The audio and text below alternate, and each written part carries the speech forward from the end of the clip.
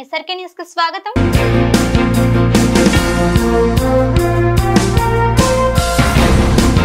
నిబంధనలకు విరుద్ధంగా వాహనాలు నడుపుతున్న వాహన చోదకులను నియంత్రించడం కోసం గుంటూరు జిల్లా SP Satish Kumar special focus పెట్టారు. నాకాబందీ చేపట్టి ధ్రువపత్రాలు లేని వాహనాలపై కేసులు నమోదు చేపట్టారు. 10 మంది చొప్పున మొత్తం 160 మంది సిబ్బందిని 16 బృందాలుగా ఏర్పాటు చేసి నాకాబందీ కార్యక్రమాన్ని చేపట్టారు. ఈ కార్యక్రమంలో ఎస్పీ మాట్లాడుతూ గంజాయి అక్రమ రవాణా, ర్యాష్ డ్రైవింగ్, రేసింగ్ వంటి కార్యకలాపాలకు నాకాబందీతో బ్రేక్ పడుతుందని, దీన్ని దృష్టిలో పెట్టుకుని ప్రతిష్టాత్మకమైన కార్యక్రమాన్ని చేపట్టామని చెప్పారు. మున్ముందు కూడా ఈ కార్యక్రమాన్ని విస్తృతంగా కొనసాగిస్తామని అన్నారు. తల్లిదండ్రులు కూడా తమ పిల్లలకి వాహనాలు ఇవ్వొద్దని ఎస్పీ సూచించారు. ప్రాపర్టీ అఫెన్స్ గా ఉండొచ్చు, మేబీ రౌడీజంగా ఉండొచ్చు, ఆర్ అదర్వైజ్ యాక్సిడెంట్స్గా ఉండొచ్చు. ఇదన్నీ కూడా మెయిన్ అనేది ఈ 2 wheelers, sometimes 4 wheelers, main 2 wheelers. దీంట్లో బిలో 18 ఇయర్స్ జోనైల్ డ్రైవ్ చేయడము, తర్వాత డ్రంక్ అండ్ డ్రైవ్ చేయడము, తర్వాత ఈ దొంగతనం చేసి ఆ బైక్ని వాడడము, తర్వాత రికార్డ్స్ లేకుండా బైక్స్ పెట్టుకోవడము, ర్యాష్ డ్రైవింగ్ చేయడము. మన గుంటూరులో కొంత ఈ బైక్ రేసింగ్ అనే ఇష్యూస్ కూడా ఉన్నట్టు నాకంటే ఇప్పుడు ఇనిషియల్ డేస్లో తెలిసింది. అదేవిధంగా ఈ గంజా అంటే మనకి ఒకవేళ బైక్ని పట్టుకున్నప్పుడు అలాంటి ఏదైనా మత్తు పదార్థాలు ఏదైనా వాడేసి కూడా నడిపిస్తున్నారా, ఇది అన్ని విధానంలో కూడా వెహికల్ చెకింగ్ అనేది అది చాలా ఇంపార్టెంట్ రోల్ ప్లే చేస్తాయి. దాన్ని బేస్ చేసుకుని స్టార్టింగ్గా మనము రోడ్ ట్రాన్స్పోర్ట్ ఆఫీస్, మనకి రోడ్ ట్రాన్స్పోర్ట్ ఆఫీసర్ ఉన్నారు కరీం గారు, వాళ్ళతో పాటు కోఆర్డినేట్ చేస్తూ కొంత ఫైన్ వేస్తాము, కొంతని వండిని సీజ్ చేస్తాము. సివియారిటీ ఉన్నది బట్టి చేస్తాము. టోటలీ 10 టీమ్స్ ఫామ్ చేయడం జరిగింది. ఈచ్ టీమ్ కూడా అడిషనల్ ఎస్పీ లేకపోతే డిఎస్పీ గారు ఆధ్వర్యంలో 16 మెంబర్స్ ఈచ్ టీంకి పెట్టి 160 మెంబర్స్తో పాటు మన వెస్ట్ సబ్ డివిజన్ ప్లస్ నల్లపాడులో ఒక 2 చిల్లీ సెంటర్ అండ్ ఇంకొక ప్లేస్లో టోటలీ 10 ప్లేస్లో మనం కండక్ట్ చేయడం జరిగింది. దీంట్లో మనము 286 వెహికల్స్ పక్కన మనం సీజ్ చేయడం జరిగింది. అదేవిధంగా 98 వెహికల్స్ దగ్గర దానికి ఒక 5 లక్షలు వరకు మనం ఫైన్ వేయడం జరిగింది. Over a period of time మనం ఇది చేయడం వల్ల ఇంకా మన బెటర్ ట్రాఫిక్, అదేవిధంగా ట్రిపుల్ రైడింగ్, తర్వాత బిలో 18 ఇయర్స్ డ్రైవింగ్ అనేది కమింగ్ డేస్లో తగ్గిందంటే ఒక ఆర్గనైజ్డ్గా సిస్టమాటిక్గా లా అబైడింగ్గా ఉండడానికి చూడడానికి కూడా బాగుంటాయన్నది ఒక ఐడియా.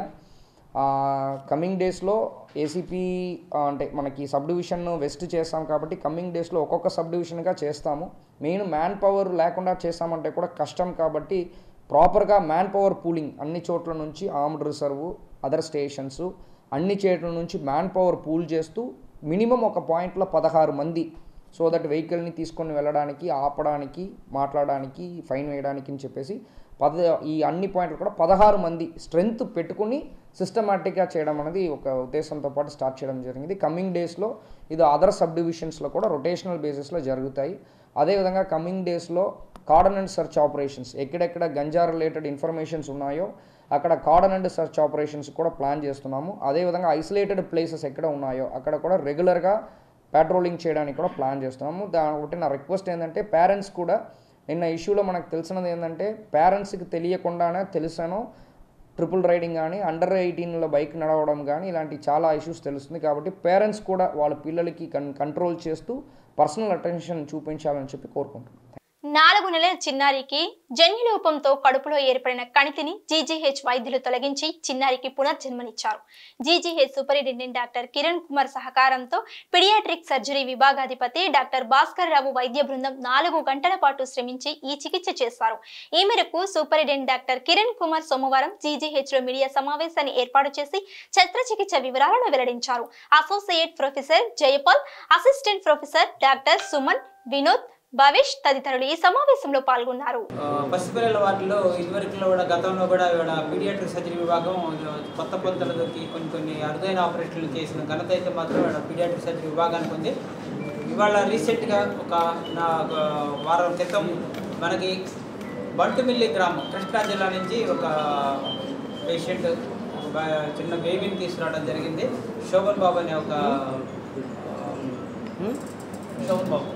శోభన్ బాబు అనే వ్యక్తి తన బిడ్డని తీసుకొని ఇక్కడ రావటం, దాన్ని చాలామంది డాక్టర్లు, ప్రైవేట్ డాక్టర్లు కూడా చూసి ఇక్కడ జరగదు, ఇంకా క్లిష్టమైన ఆపరేషన్ జరగాల్సిన అవసరం ఉంది, చాలా సంక్లిష్టమైన ఆపరేషన్ కాబట్టి ఇక్కడ కుదరదు అని గుంటూరు పంపించడం జరిగింది. ఆ క్రమంలోనే ఒక మీడియా మిత్రుడి ద్వారానే ఇది మన దగ్గరికి వచ్చింది కాబట్టి ఆ మీడియా మిత్రుడికి ముందుగా చేతులైతే నమస్కరిస్తున్నామండి. ఎందుకంటే మీడియా మిత్రులు చాలామంది ఇవాళ గవర్నమెంట్ హాస్పిటల్ని సొంత బిడ్డలాగా చూసుకొని సొంతగా ఫీల్ అయ్యి మీరు అకౌంట్ చేర్చుకున్నారు కాబట్టి చాలామంది పేషెంట్లు కూడా మీ ద్వారా ఇక్కడ రిజిస్టర్ జరుగుతూ ఉంది. ఆ క్రమంలోనే ఈ బంటుపల్లి గ్రామం నుంచి శోభన్ బాబు, సుప్రియ వాళ్ళ బిడ్డను తీసుకొని రావడం జరిగింది. సుప్రియ అనే అమ్మాయి శోభన్ బాబు భార్య. ఈ డెలివరీ జరిగేటప్పుడే ఆ అమ్మాయి కూడా అనుకోని అవాంతరం వచ్చేసి ధనుర్వాతం వచ్చి చనిపోయిందనేది శోభన్ బాబు మనకు ఇచ్చిన రిపోర్ట్లో తేలింది. అది విజయవాడ గవర్నమెంట్ హాస్పిటల్లో చనిపోయిందని. ఆ బిడ్డకైతే మాత్రం చాలా ప్రాబ్లం ఉంది. డెలివరీ బాగానే 4 గంటలు ఆపరేషన్ చేసి తీశారు. బట్ కడుపులో గడ్డ ఉంది కాబట్టి గవర్నమెంట్ హాస్పిటల్ గుంటూరు పంపించమని ఇక్కడ పంపించడం జరిగింది.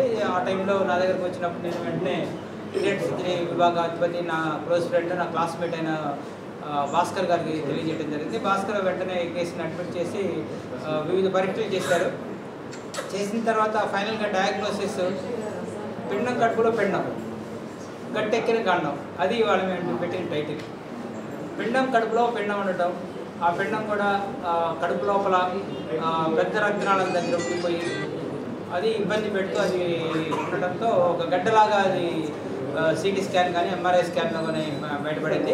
దాన్ని ఎలా గండం కట్టించాలన్నప్పుడు మా మిత్రుడు paediatric surgery విభాగాధిపతి CH Bhaskar Rao గారు ఒక అరుదైన ఆపరేషన్ చేసి, ఒక సంక్లిష్టమైన ఆపరేషన్ చేసి మత్తు విభాగానికి సంబంధించిన పోలయ్య గారు వాళ్ళ టీం కూడా వాళ్ళు సహకరించి ఈ ఆపరేషన్ దాదాపు 4 గంటలు ఆపరేషన్ చేశారు. ప్రైవేట్ హాస్పిటల్లో న్యూనేటల్ సర్జరీ అంటే అప్పుడే పుట్టిన పసికందుకు ఆపరేషన్ అంటే మాత్రం లక్షల్లోనే ఉంటుంది. దాదాపు 10 నుంచి 15, 20 లక్షల దాకా కూడా తీసుకునే అవకాశం ఉంటుంది. అయినా కూడా ప్రాణానికి గ్యారెంటీ ఉండదు కాబట్టి ఎవరైనా భయపడతారు. ఆ క్రమంలో ఇక్కడ మనకి డయాగ్నోసిస్ కూడా ఫీటస్ అండ్ ఫీటో కాకుండా మీసెంట్రిక్ సిస్ట్గా తీసుకొని ఎన్టీఆర్ వైద్య సేవ కింద కూడా పెడతాం జరిగింది. అది కూడా తొందరలోనే అప్రూవల్ అయ్యి హాస్పిటల్లో అతనికి పూర్తిగా ఉచితంగా ఈ ఆపరేషను ఎన్టీఆర్ వైద్యశ్రీ కింద వైద్య సేవ కింద ఇవాళ గవర్నమెంట్ హాస్పిటల్లో చేయటం జరిగింది.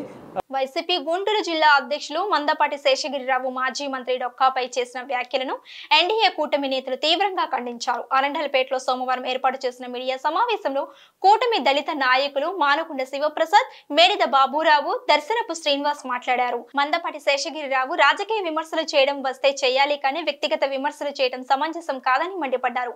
శేషగిరిరావు పదవిని 4 రోజుల్లో జగన్ పీకేస్తారని, ఇదే ధోరణిని మున్ముందు కూడా అవలంబిస్తే శేషగిరిరావు ఇబ్బందులు పడవలసి ఉంటుందని వారు హెచ్చరించారు.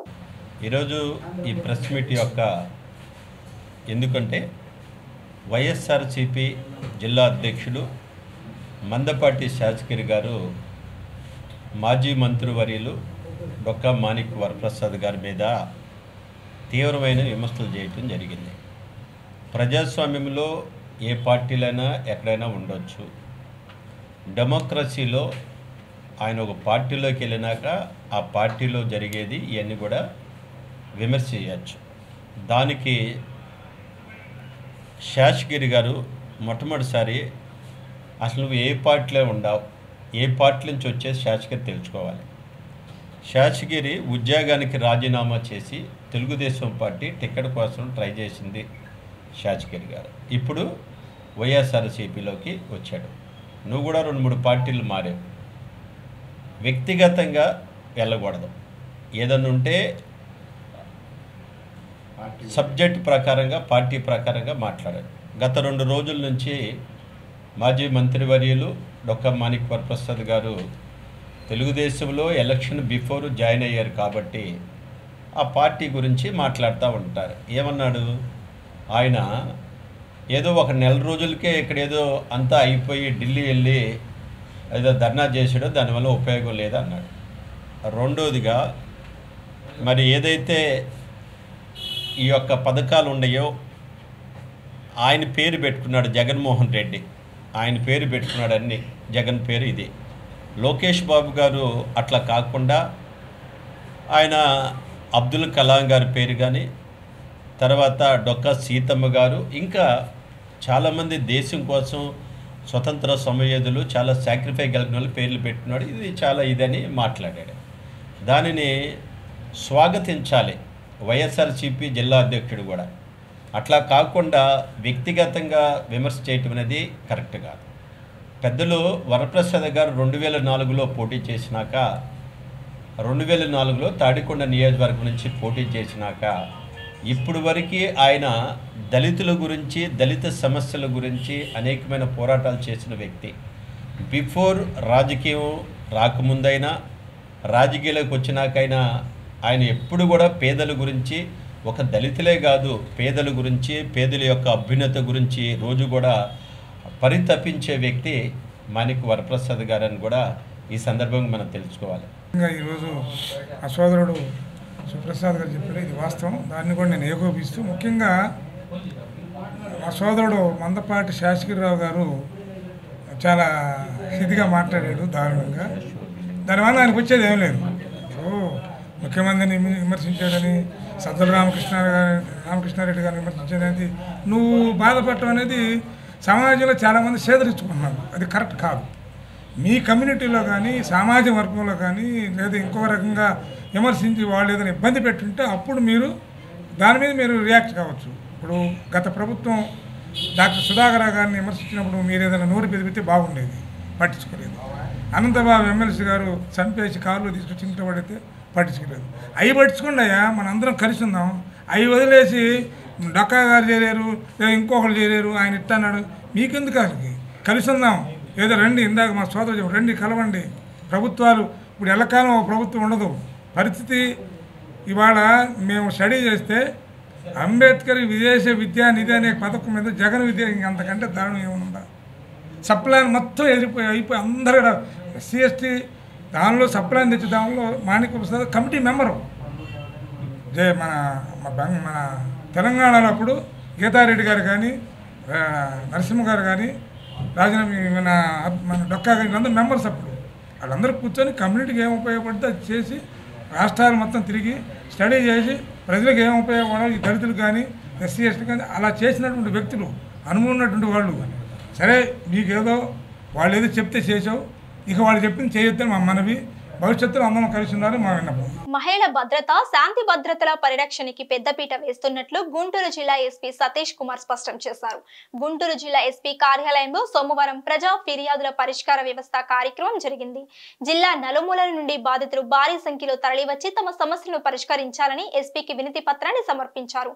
ప్రజా సమస్యలపై స్పందించి వారి సమస్యల పరిష్కారానికి ఈ సందర్భంగా ఎస్పీ భరోసా ఇచ్చారు. మరి మమ్మల్ని 24వ తారీఖు నుంచి గొడవలు, వాళ్ళ పార్టీ గెలిచింది, ఇక మమ్మల్ని గెలిచిన కానించి పల్లెలో ఉండనీట్లా.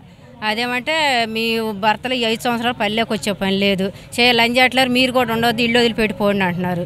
పిల్లలను కూడా కనీసం రోడ్డు ఎక్కుతున్నా కూడా పసిపిల్లలకు కూడా లంజరకం కడుతున్నారు. అసలు మమ్మల్ని ఉండనీయట్లేదు పల్లెలో. లంజలారు వెళ్ళిపోండి, మీ మొగుళ్ళు వెళ్ళిపోయారుగా, ఈ 5 సంవత్సరాలు రాబాకండి పల్లెలోకి అంటున్నారు. ఏడుచుకుంటున్నాం, కనీసం మంచిలు తాగడానికి కూడా లేవు.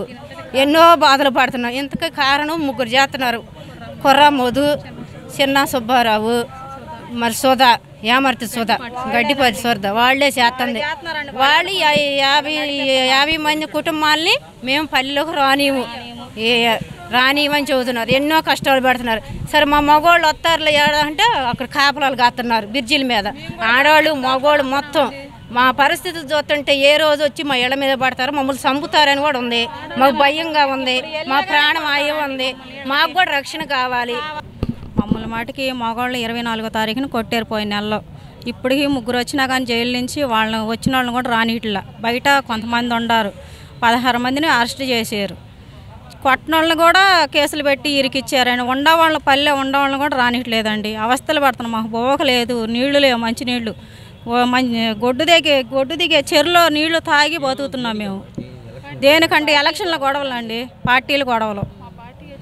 మా పార్టీ వచ్చింది మిమ్మల్ని ఉండనీయము, మీరు మాటికి 5 సంవత్సరాలు ఉండొద్దు, పల్లెలో వెళ్ళిపోవాల్సిందే అని కొడుతున్నారండి.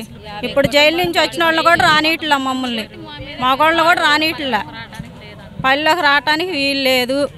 So last 1 week back IAS officer అయినటువంటి సీతా సమరవాల వారి గారు ఒక ఎక్స్లో పోస్ట్ చేశారు. దివ్యాంగులు సివిల్స్లో పనికిరారన్న విధంగా ఆమె అర్థం వచ్చేటట్లు పోస్ట్ పెట్టారు. అది మమ్మల్ని ఎంతో, దేశంలో ఉన్న దివ్యాంగులందరికీ మాకు ఎంతో బాధించింది. వెంటనే ఆమె ఉపసంహరించుకొని దేశంలో ఉన్న దివ్యాంగులందరికీ కూడా సారీ చెప్పాలి. అలాగనే రాష్ట్రంలో ఉన్నటువంటి, మహారాష్ట్రలో ఉన్నటువంటి రత్నగిరి జిల్లా జాయింట్ కలెక్టర్గా ఉన్నటువంటి సిసోడి అగర్వాల్ గారు మీ సోదరుడే.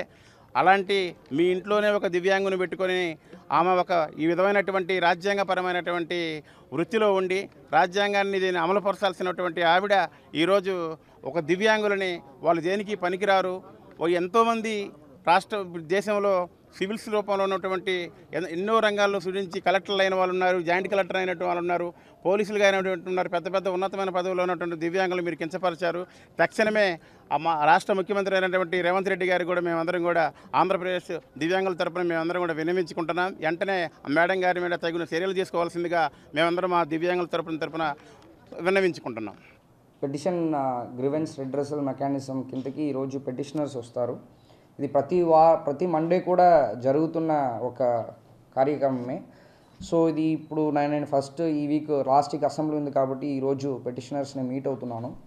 ఇట్లా ఏంటంటే ఇక్కడ గుంటూరు డిస్ట్రిక్ట్ని గురించి కొన్ని అంటే ఎలాంటి పెటిషన్స్ వస్తుందన్నది ఈ వీక్ ఇంకా ఒక 2 వీక్స్ అబ్జర్వ్ చేసినప్పుడు మనకి ఒక ఐడియా వస్తాయి.